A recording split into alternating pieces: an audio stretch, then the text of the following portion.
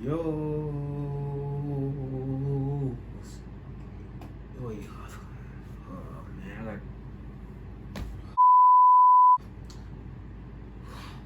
Yo.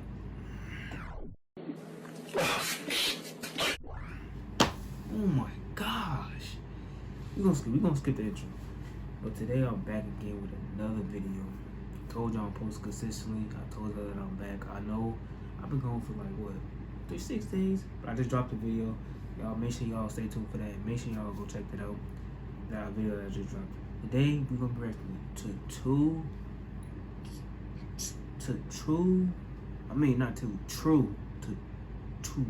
scary stories, two true animated scary horror stories. I know you. I don't know what it's about. I know you ready. I'm ready. Let's check it out real quick.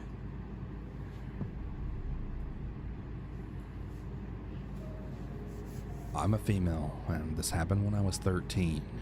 Okay. I was going through a really tough time with being separated from family. Eventually, the bottled up feelings got to be enough, and I had a meltdown, and I told my therapist that I'd contemplated suicide. My therapist then told my foster parent, who called my mom. Long story short, I was put on a 50-50 hold at a nearby hospital. 50-50. After that, I was sent to a mental hospital. In this hospital, there was a section for kids and adults. It was pretty late now when they had brought me, and I spent the entire time on a bed in the hallway. After I was stripped and searched for cuts, I was shown a room. The room had 2 beds and was white with just a cubby. In the corner of the room was an empty bed, and next to the door in another corner was a girl. She looked like she was sleeping, and the nurse informed her that I was going to be rooming with her. The room was dark, so I had to tread to my side of the room without turning on the light and waking her up again. But once the nurse left, me and the other girl started talking. I told her why I was there, and she talked to me for a little bit. I thought it was all going good until she told me out of nowhere to go get the nurse. And thinking that she needed help, I went and got a nurse. She came and she stood outside of the room, and she had asked the girl what was wrong. What the girl told the nurse really freaked me out. She told the nurse in a calm voice, "You should move her to a different room. I don't want to kill her." The nurse looked a bit shocked, and she had told another nurse to move me. Bro, get out of there. She was then told not to go near me. After that, I'm out I of there. surely thought that she was going to try and hurt me, even if I was in another room. I'm no longer in that dark place of my life now, You gonna kill who? but that was the single most scariest moment of my life. I'm sorry, what? Look how she looking at her. Nah, bro. About a month ago, my friends and I got some tickets to a professional hockey game in Minneapolis. The game was about a 5-hour drive from where we lived, so we decided to make a weekend trip out of it. On that Friday afternoon, I was picked up by my friend Kevin. We then drove to pick up my other friend Dan and hit the road.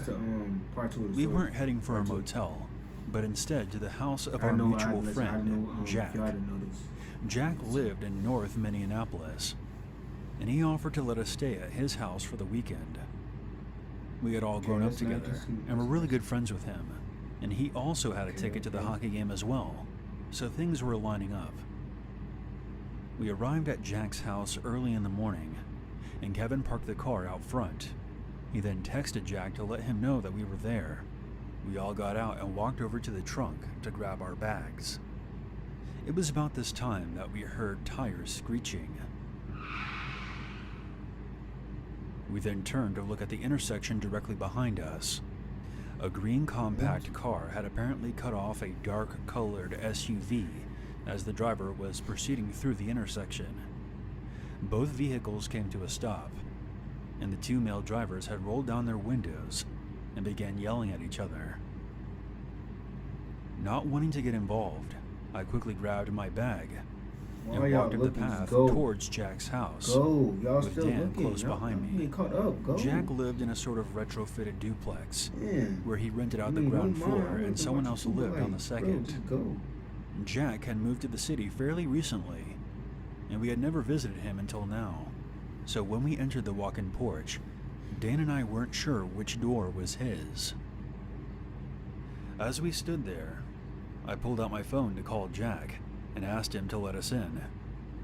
Meanwhile, Kevin was still in the back of his car rearranging some bags and trying to fix a panel that had popped off during the drive. The two drivers were still yelling at each other, and at this point, they had both exited their vehicles. I didn't have a great view of the situation from the porch, but I could still hear them yelling at each other. To make matters worse, Jack's house was right on the corner, so we were only about 20 yards away from where this was going down. It was way too close for comfort. All of a sudden, we heard a loud pop. Dan and I froze, and I saw Kevin stand up from the back of his car and look around. I immediately thought it might have been a gunshot, but I wasn't 100% sure. I turned to Dan, and from the look on his face, I saw that he also thought it was a gunshot. Oh shit. Okay, well, let's get the hell inside. Now, Dan said to me nervously. I unfroze and quickly called Jack, who said that he was on his way to open the door. The two cars peeled off, and Kevin joined us on the porch.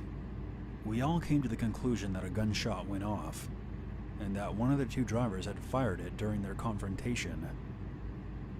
We didn't know who fired the shot or which direction the bullet went.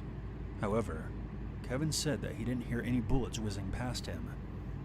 Jack led us into the house, commenting that he heard a shot go off too, and swearing that nothing like that had ever happened since he moved in. We talked about it for a bit, but no one was hurt, and the drivers were gone now, so we shook it off. Aside from that, we had a great weekend of eating, exploring, and getting drunk at a nail-biter of a hockey game. So what happened then? It was loads of fun, and Jack offered to drive us everywhere since he knew the area. When we were ready to head home that Sunday afternoon, we piled back into Kevin's car. That's when we realized exactly where the bullet had gone. There was a clean bullet hole through Kevin's rearview mirror and windshield. I have no idea how he had missed it before, but there were shards of glass and scattered bits of plastic across his dashboard. We looked around for an entrance hole in the back of the car, but we couldn't find one. That left only one possibility. The bullet came through the open hatch of Kevin's car while he was hunched down in the back trying to fix the panel. Kevin was no more than a foot away from being hit, based on the bullet's trajectory. Kevin would have been shot in the head or the neck if he had been standing straight up. Here's a photo that shows where the bullet went through the car's mirror and windshield. Once the shock of our discovery wore off, we called the police to get a report for insurance purposes. An officer showed up, and Kevin showed her the bullet hole. At first, she was confused. I think for a second she even suspected that we were messing around and fired a gun inside the car. But when Kevin told her all the details, I saw the officer's jaw drop. Unfortunately, none of us could provide the officer with any truly useful information, like a detailed description of the shooter or a license plate number.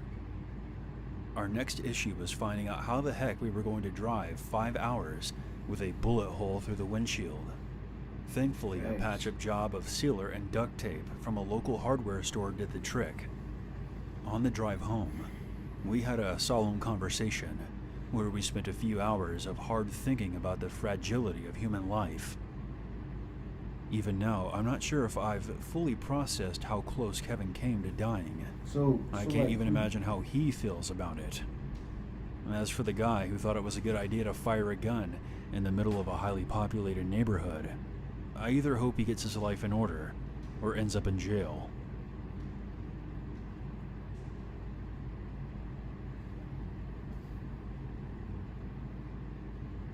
Man, ain't no way, bro. Ain't no way. The second story was like, bro, I ain't gonna lie, I don't know much about the second story. I'm saying it wasn't really talking about like, I mean, yeah, of course they haven't really caught the suspect who did it. You know what I'm saying? But they almost took on my boy Kevin. Like, bro, dang. Like, bro, like it just goes to show that, bro, this gun violence is crazy, bro. But the first story shocked me. I didn't know the blind girl talking about kill who? Like, what? Girl, I'm telling you, I would have been. I'm telling you, Bro, I would have been in the handle with the, like, bro, ain't no way she's telling you, no, bro. But, stay tuned for the next video that I'm finna drop. I mean, stay tuned for the next video. I ain't got no. What? You can see what else like. What I was gonna say? No, I don't. Wait. Make sure y'all go check the other videos that I dropped. Other videos. I'm talking to y'all. The other videos that I dropped. Make sure y'all go check it out. Like, please, man. And look, hit the subscribe again. We on the whole. I think we're on the road to, like, we gotta get to 100 subs. Like, I'm hoping to really hit 100 subs so we can, like, progress on further. But peace. Stay safe. I'm out.